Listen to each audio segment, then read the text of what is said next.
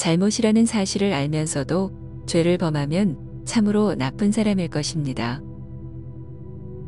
가령 어떤 도둑놈이 가난한 사람들의 삶을 뻔히 알면서도 그들의 금품을 훔친다면 절도죄에 더해 양심불량이라는 비난을 받게 됩니다. 한마디로 벼룩의 간을 빼먹는 파렴치한 짓이 되겠지요. 그래서 흔히 죄인 줄을 뻔히 알면서도 범행하는 사람이 더 많은 사회적 지탄을 받게 됩니다.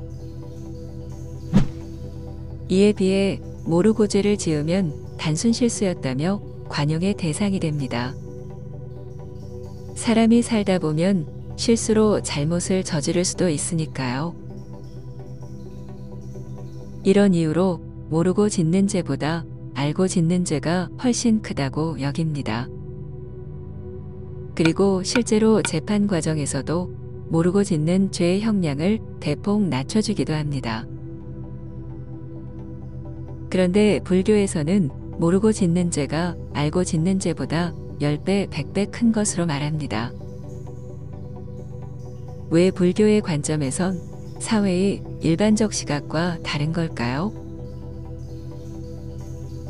그건 알고 짓는 죄는 양심이라는 브레이크가 작동하지만 모르고 짓는 죄는 그것이 전혀 작동하지 않기 때문입니다. 여기에 더해 죄의 유무를 안다는 것은 그만큼 지성이 발달되었다는 뜻도 포함됩니다. 결과적으로 어떤 살인자가 자신의 범행이 죄업이라고 한다면 2차, 3차 범행에 브레이크가 걸립니다. 하지만 죄업을 인식하지 못하면 그 살인자는 계속해서 살인을 저지르고 결국 연쇄살인마가 되고 맙니다. 더 쉽게 예를 들면 악마가 있다고 칩시다. 그 악마가 자신의 범행에 대해 문제의식을 가질까요? 악마라면 당연히 자신이 행하는 범행이 죄가 된다는 생각을 갖지 못합니다. 그러니 악마인 것이지요. 따라서 사람은 참 착한데 잘 몰라서 죄를 지었다라는 말은 어폐가 있습니다. 모르는 것 자체가 착한 것이 아닌 까닭입니다. 이처럼 알고 짓는 죄와 모르고 짓는 죄는 그 업보에 있어서 천양지차로 갈라지게 됩니다. 그래서 세존께서 모르고 짓는 죄에 대한 경고를 소홀히 하지 않았던 것입니다. 자, 그러면 우리가 자신도 모르게 짓는 죄에는 어떤 것이 있을까요? 오늘날은 사회의 윤리와 법적 체계가 잘 갖춰져 있기 때문에 모르고 짓는 죄를 찾기란 쉽지 않습니다. 하지만 잘 찾아보면 모르고 짓는 엄청난 죄가 있습니다. 그것은 다름 아닌 종교에서 종종 발생합니다. 가령 어떤 사이비 종교의 신도가 있다고 칩시다. 그 신도는 자신의 전도 행위가 올바른 것으로 믿습니다. 그래서 눈이 오나 비가 오나 세상을 구하기 위해서 전도 행위에 몰두합니다. 자신을 희생하며 대의를 위해 매진하지만 결과적으로 피해자만 양성하여 그 죄업이 눈덩이처럼 커지게 되지요. 이처럼 자신은 옳은 일을 한다고 믿고 실천하지만 그 결과는 정반대로 나옵니다. 그래서 그 신도는 마음이 선량한 것 같지만 그것은 선량한 것이 아니라 사악한 것이 됩니다. 왜냐하면 죄에 대해 모르는 것이 선과 악을 판별하는 기준이 되니까요. 잠깐 인류사를 되돌아볼까요? 토인비 박사가 말했듯 인류사는 전쟁의 역사이고 그 전쟁의 근본 원인은 대부분 종교가 차지하고 있습니다. 오늘날에도 종교로 인한 전쟁은 끊임없이 벌어지고 있지 않습니까? 신도들은 종교의 틀가지 안에서는 지극히 선량하지만 타 종교와의 이해관계가 발생하면 순식간에 악마로 돌변합니다. 죽고 죽이는 사륙이 수천 년 동안 이어져 내려오는 이유입니다. 이렇게 종교 신자들이 선악을 동시에 뒤집어 쓰고 있는 이유는 바로 죄에 대한 무지 때문입니다. 그러면 도대체 불교 신자로서 어떻게 해야 모르고 짓는 죄에서 벗어날 수 있을까요? 불교는 깨달음의 종교이기에 그 구조상 죄업을 발생할 여지가 거의 없습니다. 그래서 딱 한 가지만 조심하면 됩니다.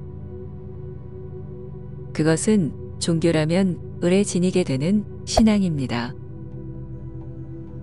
신앙은 무지를 먹고 사는 까닭에 이것만 조심하면 죄업의 수레바퀴에 갇힐 확률이 대폭 낮아지게 됩니다. 깨달음이란 게 뭔가요? 그건 깨서 안다는 뜻입니다.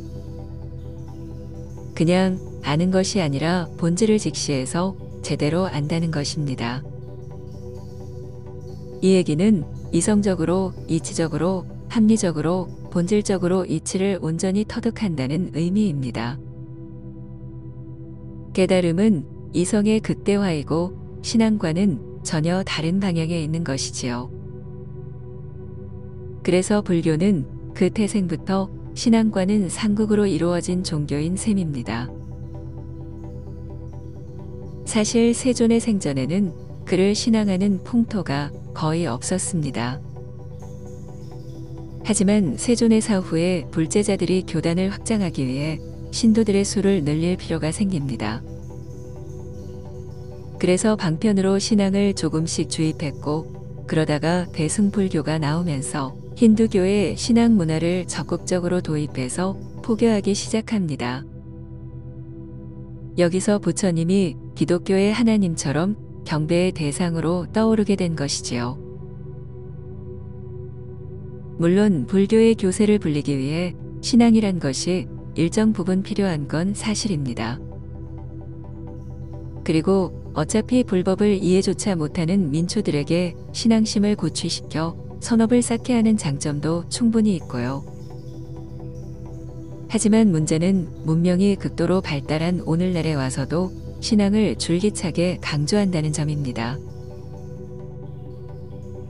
물론 수행승들의 법문을 들으면 대부분 불교 철학을 이해시키고 반야를 쌓게끔 가르칩니다. 하지만 일부 불제자들이 유독 신앙에 방점을 찍으며 기독교식 복음을 전파하는 데에 열을 올리고 있습니다. 그것이 소위 말하는 부처님께 모든 것을 바치라는 것입니다. 기독교에서 말하는 예수님께 모든 것을 바치라, 내 마음자리에 주님을 영접하라는 것과 전혀 다르지 않습니다. 이렇게 신앙으로 유도하는 것도 불교의 교세를 늘리는 것이니 납득할 점도 있지만 그것이 불교의 정신에 위배된다는 사실은 명백합니다. 더 가혹하게 말하면 불법을 훼손하는 중죄를 범하고 있는 것이지요. 이것이 바로 불교에서 행해지는 모르고 짓는 죄에 해당합니다. 신앙을 전파하는 불제자는 자신의 행위에 부처님이 크게 기뻐하실 것으로 생각하겠지요. 그러니 순수하고 양심이 있어 보이지만 이것이 모르고 짓는 죄에 해당하여 더 큰 죄업을 양산한다는 사실에 유념해야 합니다. 그래서 불교에서는 신앙에서 우러나오는 순수, 양심, 순종, 선량 같은 단어는 적합하지 않습니다. 모르는 것 자체가 문제이니까요. 이런 이유로 노자는 세상이 알고 있는 선이란 것은 선이 아니다라고 단언한 것입니다. 왜냐하면 선이란 것은 근본적으로 알고 모르고에서 나오기 때문입니다. 요컨대 불교는 시종일관 암을 추구합니다. 그 암이 완성된 것이 전지이고 깨달음입니다. 그리고 그 암의 행진에 족쇄가 되는 것이 신앙이고요. 부처님을 존경하고 본받는 마음은 다다익선이지만 부처님께 모든 것을 바치는 신앙은 매우 위험한 결과를 초래합니다. 불교의 깨달음. 그건 모든 사람들이 부처님과 같아지는 데서 나옵니다. 따라서 부처님을 신앙하는 대신 본받아 같아지려 해야 합니다. 예수님도 내가 온 이유는 세상 사람이 나와 같아지게 하기 위함이다라고 말했는데 하물며 불제자들이 부처님의 어린 양이 되려 해서야 쓰겠습니까?